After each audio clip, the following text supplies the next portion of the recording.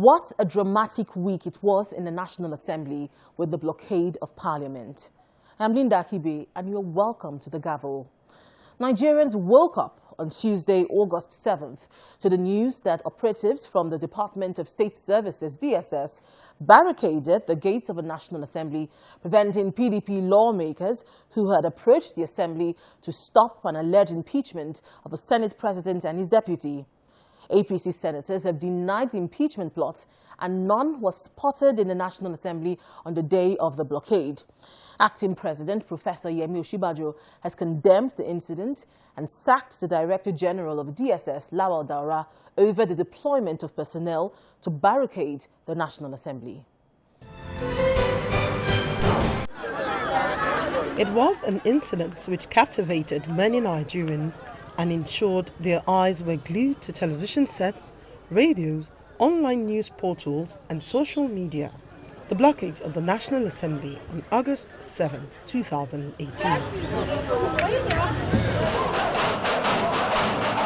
A similar incident occurred in November 2014 under the Goodluck Jonathan administration when security operatives barricaded the National Assembly and lawmakers in the House of Representatives resorted to climbing the National Assembly gate. This was because of plans by the then Speaker of the House of Representatives, Aminu Tambuwal, to defect from the ruling PDP to the opposition APC. But the August 7th blockade still took many by surprise. At about 7 a.m., federal lawmakers from the opposition People's Democratic Party made their way to the National Assembly, alleging a plot to impeach the Senate President and his deputy by legislators from the ruling All Progressive Congress. Allegations which the APC lawmakers have denied weeks ago. But armed officials of the Department of State Services barricaded the gate of the National Assembly complex, preventing the PDP legislators, workers and journalists from gaining access into the National Assembly. Let us start coming out! Because we are not going anywhere! Interestingly, no APC senator was present at the National Assembly. An hour later, at about some minutes past 8 a.m., the lawmakers were allowed into the parliament. However, there was still no sign of any APC senator around. Arriving from Lagos, I don't know. You're welcome.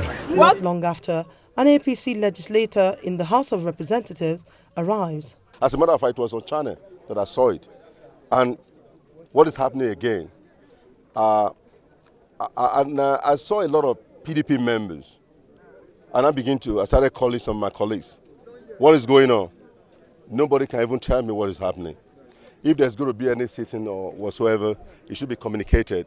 The clerk of the National Assembly, as well as the Deputy Speaker of the House of Representatives, also approached the National Assembly gate. I don't think that where staffs are here and they cannot go in, even if I'm asked to go in, am I going to work alone in the office there? No, sir. But I think you ask staffs to calm down and there should be no security breach at all, okay? Let's assume that everything is in our overall interest and let's see how it goes. We are supposed to meet here today, the leadership of the National Assembly. The meeting was called by the Senate President to come and meet here by 12 o'clock today. And that was why I drove in, majorly for that meeting. Because I didn't even know that there were other issues until I got here about 12:15. I didn't know there were other issues. Some civil society activists were also at the National Assembly gate singing protest songs, condemning the barricade of the National Assembly by officials of the Department of State Services. Nearly 7 hours later, at about 2 p.m., the DSS officials left, ending the barricade of the National Assembly.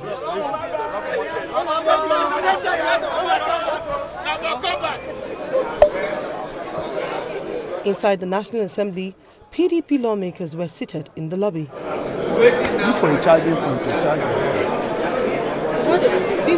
Suddenly, the Senate President made an appearance inside the lobby.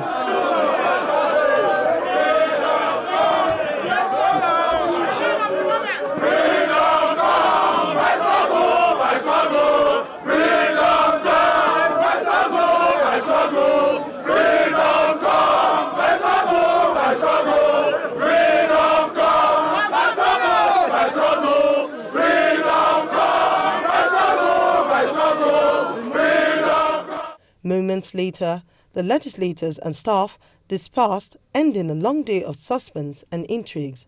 But there have been questions of the whereabouts of the APC senators when their colleagues in the PDP trooped to the National Assembly, and if indeed there was any plan to impeach the Senate President and his deputy.